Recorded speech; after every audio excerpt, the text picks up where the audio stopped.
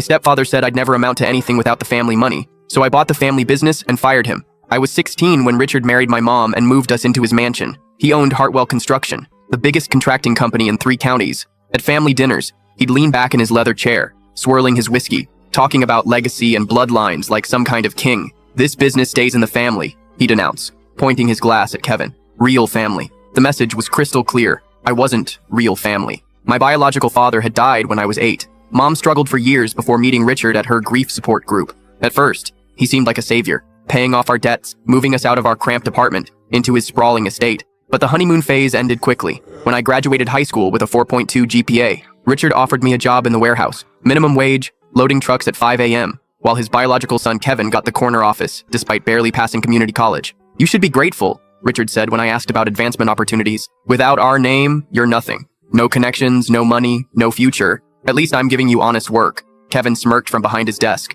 feet up, playing games on his computer. That night, I made a decision that would consume the next 12 years of my life. I enlisted in the Army Corps of Engineers the following Monday, spent 4 years learning construction from the ground up. While Kevin partied through college on daddy's dime, I was building bridges in Afghanistan, learning real leadership under pressure, used my GI Bill for civil engineering at State, graduated summa cum laude while working graveyard shifts at Morrison & Associates, Richard's biggest competitor. Richard laughed when he heard about my degree. "Playing in the dirt won't make you family, boy." By 25, I was running major projects for Morrison. By 30, I was partner, specializing in fixing the messes Hartwell Construction left behind. Every bid we won, every contract we stole, I thought of Richard's words. Last month, Richard had a massive heart attack during a board meeting. While he recovered, Kevin ran the company straight into the ground. 3 major lawsuits, 2 OSHA safety violations, and a sexual harassment claim that made the local news. Their biggest investor, Henderson Development, pulled out completely. The bank called in their loans. Hartwell Construction was hemorrhaging money faster than a burst pipeline.